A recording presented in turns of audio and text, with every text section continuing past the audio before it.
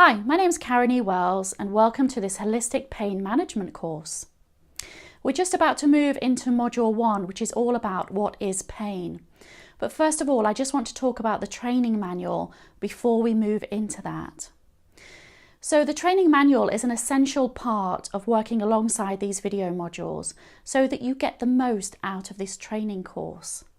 Now, if you're using the Udemy app, it might be that there's an issue that's stopping you downloading the training manual. If that's the case, then I would recommend that you go to a desktop computer and actually download it there for yourself so that you can print it off or just have it for your reference. Or if there's a problem, just drop us an email and we'll send you a PDF of the course. So let's move on to Module 1, which is all about what is pain. It's important for you to understand that if you're looking at pain for yourself, if you've suffered from chronic pain, or if you're looking at helping clients of yours heal their own pain or really start to look at what it is that's causing that, then you really need to know what is pain. So this module is very in-depth and it's going to go into that exactly. So this video module is about to turn into some slides and we'll work through the rest of this video module of what is pain.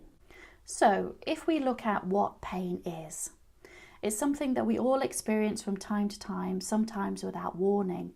It's always an unwelcome and unpleasant addition to life and can limit, of course, physical movement, affecting the quality of life and have a detrimental effect on how people think and behave.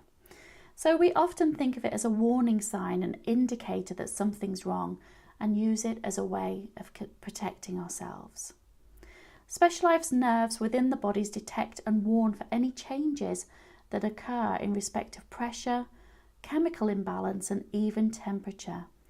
These are known as the nociceptors and they send alerts to the brain, and it's important here to note that feelings of pain are not sent to the damaged area, but that they come from the brain.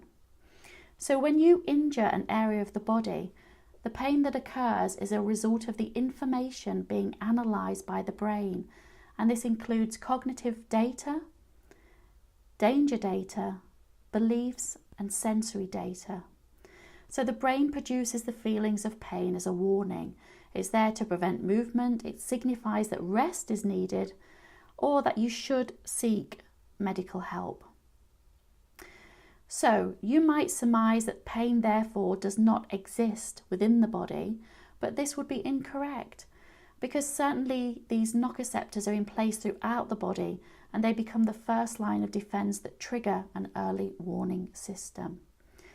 As such, the brain's then alerted and the mobilization of the inflammatory mechanisms are triggered. These increase the blood flow and release healing molecules from the relevant tissues in the bid to start the healing process. Now, during a local anaesthetic, if these nociceptors are rendered as useless, alert messages are not created. This means that even when there's major tissue trauma, there's the potential for the individual to not experience any pain. If the inflammation is present, they become ever more sensitive and can even respond, creating alerts even when there's no actual danger.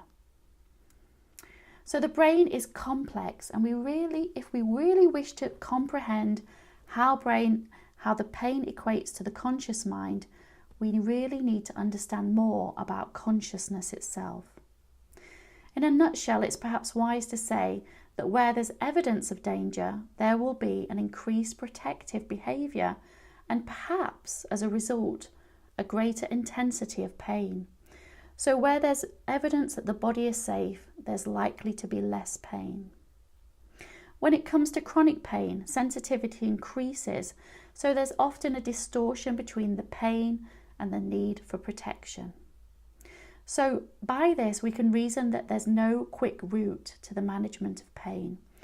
We always consider a recovery process which depends on the pain and the health condition, while including patience. So this module is very in-depth. We're looking at neurons, we're looking at the networks, including the neurotags within the brain cells. So it's very important to read the training manual to really cover all of this. So pain can be divided into 3 areas: sensory discriminative, effective motivational, and cognitive evaluative. We talk about the sensory discriminative and how that's relevant to the detection of pain, to the location of pain, and to the intensity of pain. We look at the cognitive evaluative, which is the conscious interpretation of the pain alert, and is combined with additional sensory information. We look at the sensory discriminative, which becomes less distinct and leads to less localized pain. So this is all covered in depth in the training manual.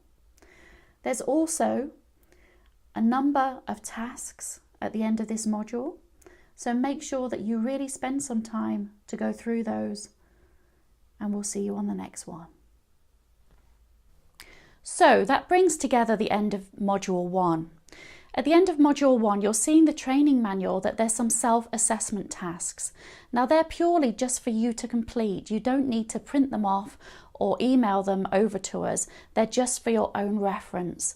Once you've done that, I'm looking forward to seeing you on Module 2. Have a great day.